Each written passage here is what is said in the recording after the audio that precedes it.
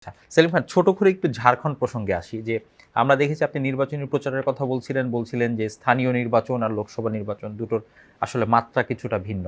সেই জায়গাটা আমরা দেখেছি বিজেপি নেতারা ঝাড়খণ্ডে প্রচারণা চালানোর সময় বাংলাদেশি অনুপ্রবেশকারীদের নিয়ে কথা বলেছিল। পাশাপাশি ঝাড়খণ্ডে যারা থাকেন, স্থানীয় যারা উপজাতি যারা, তারা অধিকার বঞ্চিত হচ্ছে এইসব বিষয় নিয়ে কথা বলেছিল। তারপরেও কেন ঝাড়খণ্ডে বিজেপি জনপ্রিয়তা পেল না? ধরুন যে প্রথম কথা হচ্ছে যে সেন্টিমেন্ট নিয়ে খেলা, এটা তো ধরেন পলিটিক্সের একটা বড় পার্ট। আচ্ছা। সেন্টিমেন্ট এবং মানে পারসেপশন, এটা নিয়ে খেলা।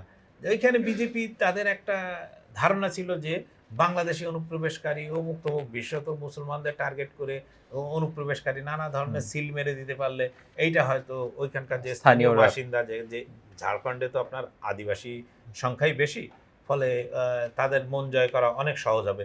এবং এইটা তাদের মধ্যে আসছে, কিন্তু ঝাড়খণ্ডে গত লোকসভা নির্বাচনে কিন্তু বিজেপি সবচেয়ে বেশি আসন জিতেছিল। আচ্ছা। মানে যারা জেএমএম বা ঝাড়খণ্ড মুক্তি মোর্চার চেয়েও বা কংগ্রেস জোটের চেয়েও কিন্তু এনডিএ জোট অনেক বেশি আসন লোকসভা নির্বাচন। সুতরাং তারা আত্মবিশ্বাসী থাকতেই পারে। ২ নম্বর হচ্ছে যে আপনার যে এই এনডিএ, এই ইন্ডিয়া জোট বা আপনার জেএমএম, এরাই কিন্তু ক্ষমতায় ছিল। ফলে তাদের একটা ইনকামবেন্সি ছিল। যে জায়গায় প্রচার চালানো দরকার সেই জায়গায় প্রচার চালিয়েছেন, কিন্তু সেখানে কোনো কাজ হয় নাই। কাজ হয়নি এই কারণে, আপনি যদি দেখেন ঠিক যে কাজটি রাহুল গান্ধীরা করতে পারেন নাই, হুম। সেই কাজটি কিন্তু আপনার ঝাড়খণ্ডের যিনি মুখ্যমন্ত্রী, যে জেএমএম নেতা মিস্টার সোরেন, সেই কাজটি কিন্তু করেছেন। তিনি পুরো রাজ্যে এই নির্বাচনের সময় ৬০০ র্যালি করেছেন। আচ্ছা। সেটা ছোট, বড়, মাঝারি যেকোনো ধরনের। তার মানে তিনি ঐরকম একটা ছোট রাজ্যে ৬০০ র্যালি করা মানে প্রত্যেকটা মানুষের কাছে তিনি পৌঁছে গিয়েছেন। পৌঁছে গিয়েছেন, পৌঁছানো।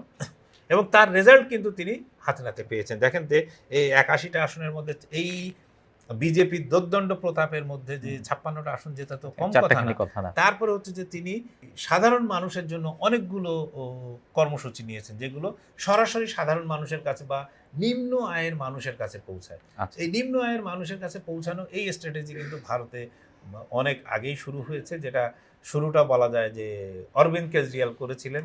সেইটা পরে রেপ্লিকেট করেন মমতা ব্যানার্জি সেইটাকে। এবং এখানে একটা খুবই লক্ষণীয় বিষয় যে লোক টার্গেটটা করা হচ্ছে নারীদের। আচ্ছা। এই মহারাষ্ট্রেও যেটা করা হয়েছে যে নারীদেরকে টার্গেট করে তাদের অ্যাকাউন্টে প্রতি মাসে ১,৫০০ টাকা কোনো রকম কথা ছাড়াই নারীদেরকে দেয়া হচ্ছে। আচ্ছা।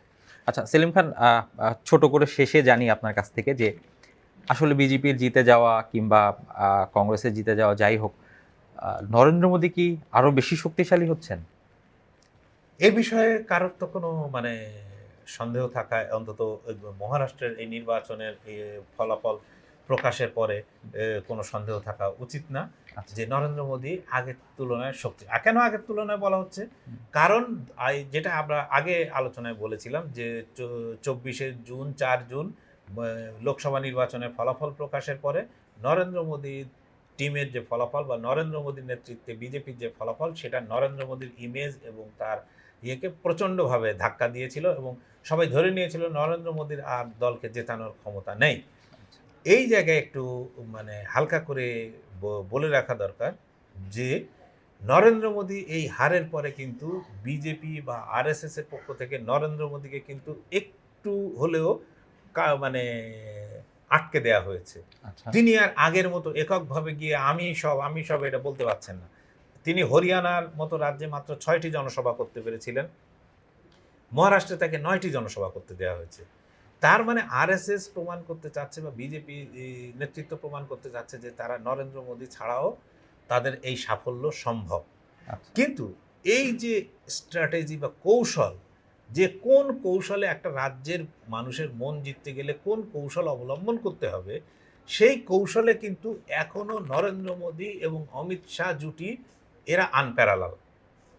ফলে নরেন্দ্র মোদী যে ই মানে ২০২৪-এর ৪ জুন যে জিনিসটা খুইয়েছিলেন, হুম, হুম। সেই জিনিসটা তিনি ইতিমধ্যে গেইন করে ফেলেছেন। ইতিমধ্যে তার তিনি যথেষ্ট এই মুহূর্তে শক্তিশালী শক্তিশালী। বলে।